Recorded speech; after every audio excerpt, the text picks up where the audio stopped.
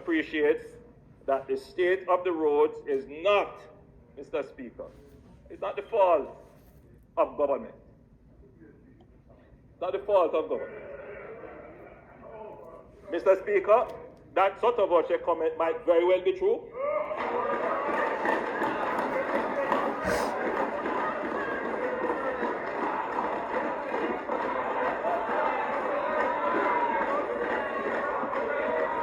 But toll free by 2003.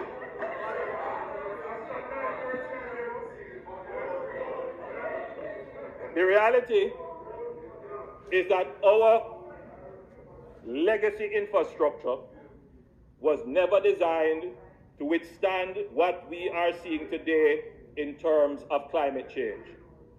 I want to repeat that point.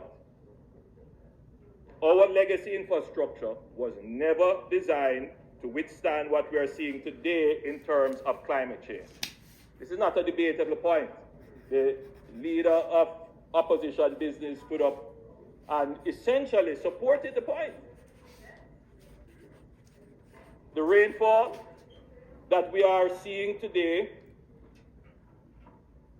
in terms of climate change is significant.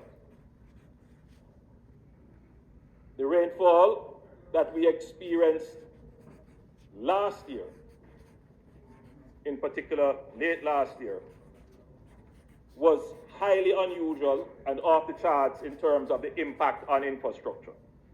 So we are facing two challenges at the same time in terms of our infrastructure. Old and aging infrastructure that was not properly maintained over the last 30 years of underinvestment and worsening, and then, Mr. Speaker, the worsening effects of climate change, destroying that infrastructure at an unprecedented rate. Mr. Speaker, those 2 points need to be considered in the conversation about the state of our roads. When we were building roads at a high pace, Mr. Speaker, in the 50s and 60s and late 70s, when our economy collapsed in the 70s, faced great difficulty in the 80s, these roads were not maintained to the state where they could withstand the current climate crises that we now have. So, Mr. Speaker, we have roads that were built 30, 40 years ago, not properly maintained. The surface has deteriorated. The commuting public number of persons using our roadways has increased. The number of motor vehicles would have increased. The weight of the vehicles that are on our roads would have increased.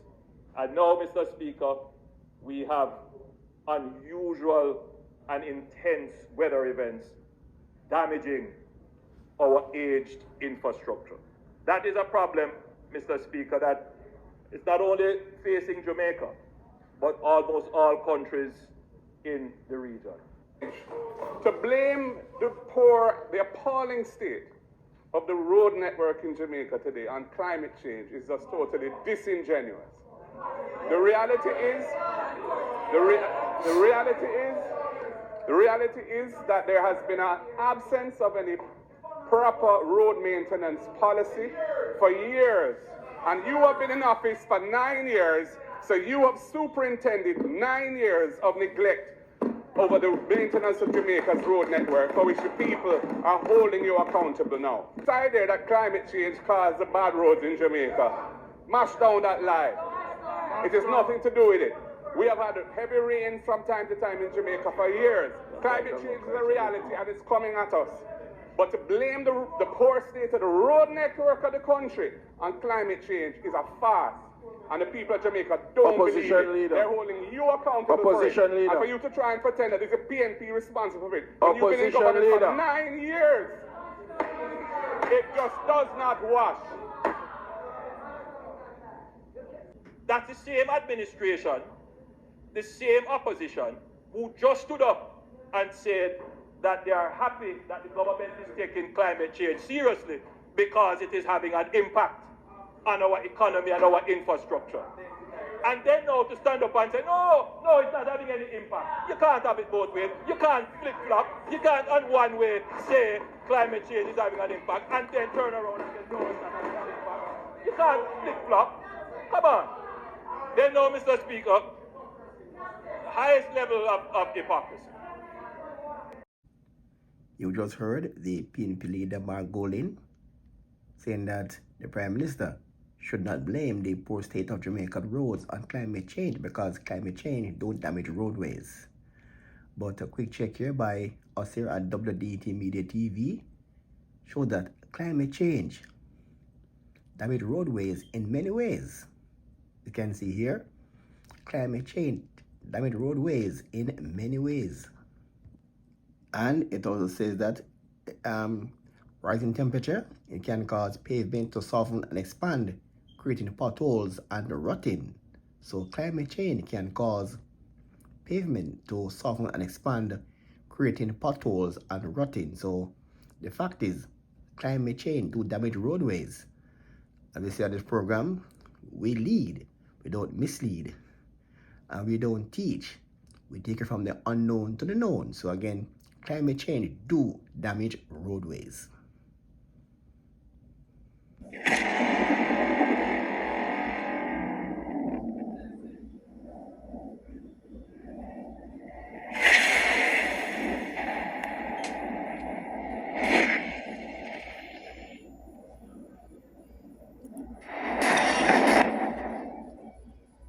And St. Andrew, which is a single municipal corporation. So there are 14.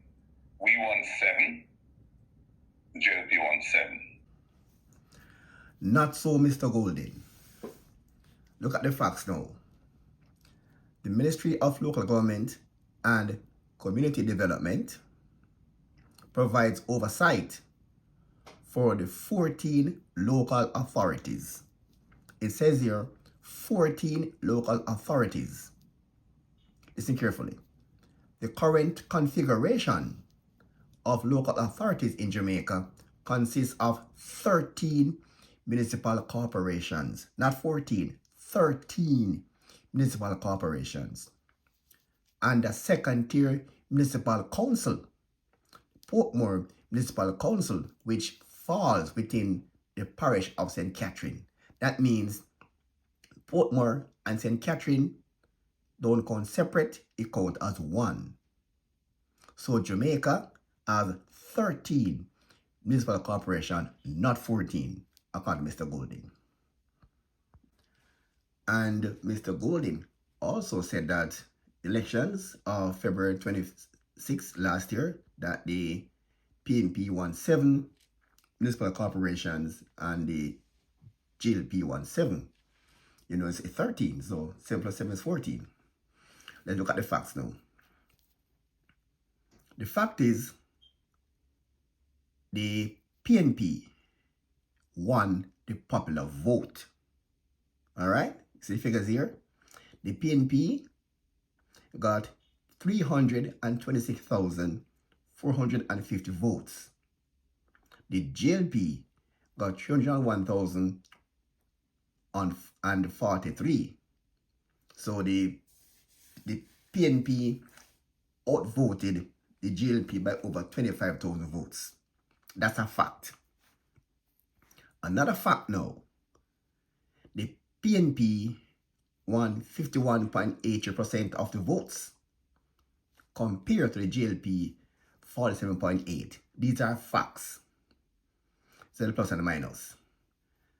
Again now, the PNP won more electoral divisions than the JLP. The PNP won 115, the JLP won 113. So the PNP won more divisions than the JLP. But the results now that really matters now, who won the elections? The PNP won 6 municipal corporations and the JLP won 7. That means the JLP won the elections 7-6. So Mr. Guzman is saying that it's seven all and it's only 13. Not possible.